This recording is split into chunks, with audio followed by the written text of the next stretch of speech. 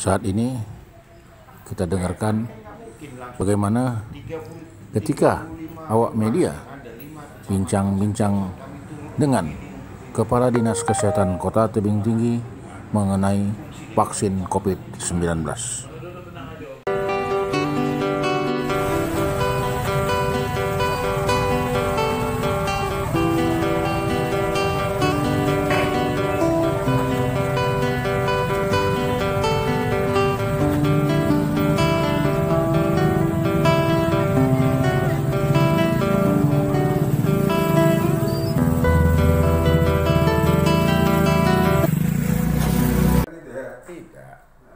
Itu sama dengan vaksin-vaksin biasa, ya kan? Vaksin TBC diberikan vaksin TBC, tapi kasus TBC banyak kan?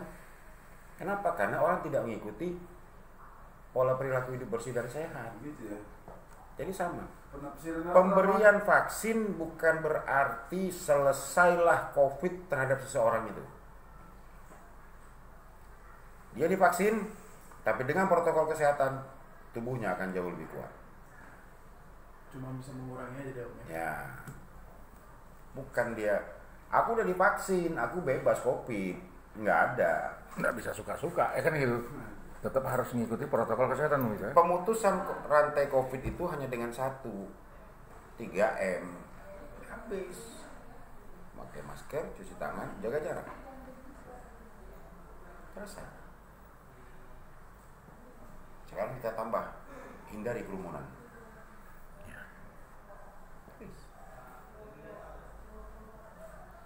Nah, yang muncul di masyarakat kan itu sama seperti yang kalian bilang. Kalau udah divaksin bebas COVID, kemana-mana merdeka, kebebasan jadinya. Dan masalah vaksin sampai sekarang kita belum jelas.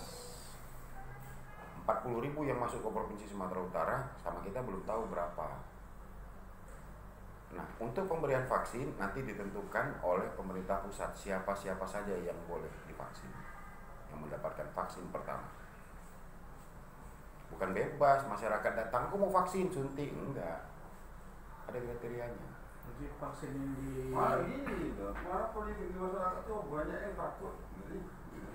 Ya, masalah takut itu nanti akan dijelaskan melalui Dinas Komunikasi dan Informasi. Iya, cuma kan kita kalau tahu di lapangan kan enggak awal gitu. Iya, kita juga belum tahu sekarang, kan aku bilang tadi, kita belum tahu macam mana itu vaksinnya nanti, ya Bu? Oke, ya. Kita belum tahu gimana bentuk vaksinnya juga kita belum tahu. Ya. Aku sendiri selaku kepala dinas belum nengok tuh vaksinnya yang mana. belum sama sekali belum tahu. Berarti yang beredar itu hoax semua lah, Bro, ya? Terima masih ke tempat di kota. Ya, lokasi tempat penyimpanannya itu kan harus jelas dan itu sudah ditinjau langsung oleh wali kota kan? Ya. Jadi bisa juga kita macam awal apa yang tadi kan bisa juga menyampaikan bahwasanya kepada masyarakat itu berita yang semua yang beredar itu adalah hoax. Bukan, kita jangan bilang itu berita hoax. Intinya gini, kami minta kepada seluruh masyarakat untuk vaksin yang akan dikeluarkan atau disiapkan oleh pemerintah pusat, kita harus tetap bersabar menunggu regulasi resmi tentang vaksin tersebut. Nah, yang ditekankan lagi kepada masyarakat, dengan pemberian vaksinnya nanti itu bukan berarti seseorang itu akan terbebas dari COVID. Terbebasnya dari COVID atau pemutusan mata rantai COVID tetap melaksanakan protokol kesehatan. Habis, selesai. Untuk vaksin tahap awal, orang yang akan divaksin itu nanti dilakukan oleh pemerintah pusat. Siapa aja? Ya. Selesai. Karena jangan dikira orang kan sekarang menganggap ada vaksin. Datang orang berbondong-bondong kepada aku mau divaksin. Tidak. Dalam pelaksanaan vaksin nanti apabila seseorang sudah ditentukan pemerintah, misalnya aku masuk dalam daftar untuk divaksin. Aku juga harus melaksanakan screening yang ada. Dengan penyakit komorbid nggak boleh. Orang yang sudah terkena COVID nggak boleh. Walaupun udah sembuh. Nggak boleh, walaupun dia sembuh. Nggak boleh. Usia 18 sampai 59 tahun Jadi diperbolehkan. yang diperbolehkan. Ada keluhan-keluhan demam, pilek, batuk 1 minggu sebelum dilaksanakan vaksin, nggak boleh.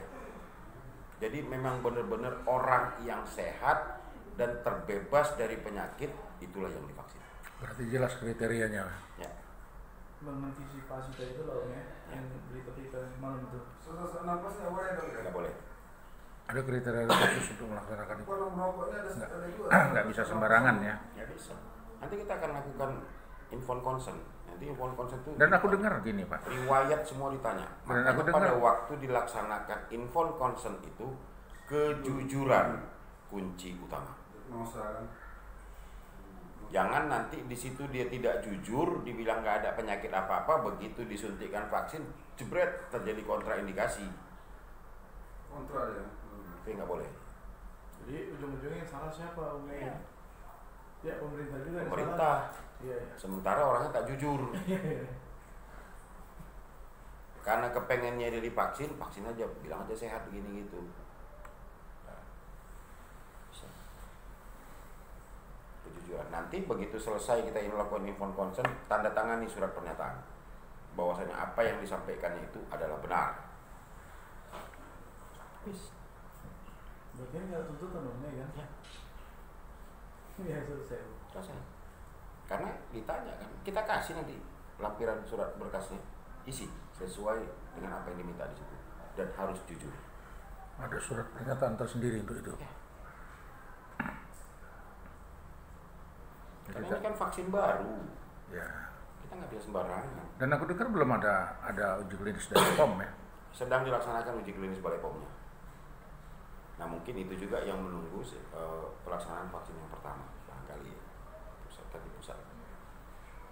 Kalau Bapak hitung-hitung, kira-kira kapan itu bisa dilaksanakan?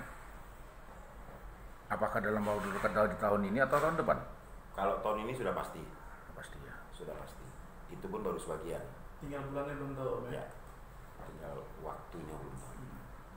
Nah, sasaran yang paling pertama, apakah memang benar petugas medis duluan? Sasaran yang pertama itu adalah pejabat daerah. Langsung. Itu kriteria pertama. Itu yang diutamakan. Itu sudah ditetapkan oleh pusat. Presiden, menteri-menteri, para jenderal, kemudian para kepala kepolisian, gubernur, bupati, wali kota. Masuk Baru petugas kesehatan. Baru petugas kesehatan. Dan aparat Pelayanan publik. Pelayanan publik semua. Camat, lurah, Ya. Termasuk ASN semua. direncanakan semua vaksin itu, semua masyarakat Indonesia ini semua dikasih vaksin, direncanakan. Makanya dia datangnya pertama.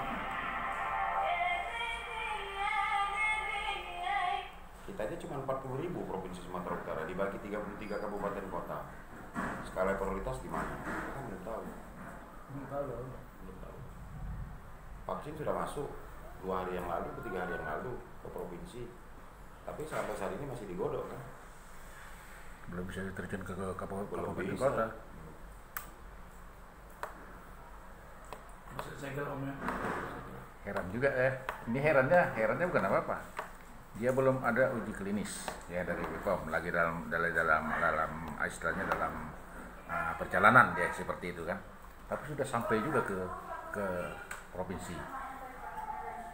Seharusnya kan di sana saja sempat itu nggak berhasil, gagal. Intinya kan gini. Gawat juga dananya itu Kita harus tetap mendukung program pemerintah dalam pemutusan mata rantai COVID.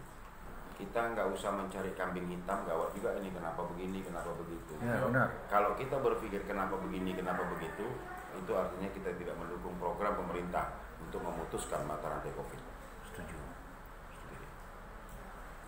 Itu udah pasti Om ya. Jadi kalau wah gawat juga nih, itu belum ini, kok udah sampai pula kemari, Hmm. udah berapa biaya? Kok kita pikirkan itu? Itulah bicaranya di mana-mana kan. Ini yang harus kita klarifikasi. Ini kita klarifikasi. Pembicaraan itu terjadi di warung kopi di mana-mana Kita orang tetap kumpul. mendukung program untuk memutuskan mata rantai COVID. Kenapa? Kita udah jenuh dengan COVID ini. Aku aja udah jenuh, capek. Nah, capek aku dengan COVID ini. Dari bulan Januari aku berperang, ini udah Januari lagi. Jadi apa yang si Om bicarakan ini kita pun bisa juga menyampaikan sama masyarakat. Jadi Semoga bincang-bincang kita kali ini dengan Dr. Nanang Aulia Fitri, Kepala Dinas Kesehatan Kota Tebing Tinggi, bisa menjadi masukan dan pemahaman tentang vaksin COVID-19 yang sedang viral saat ini. Terima kasih. Assalamualaikum warahmatullahi wabarakatuh.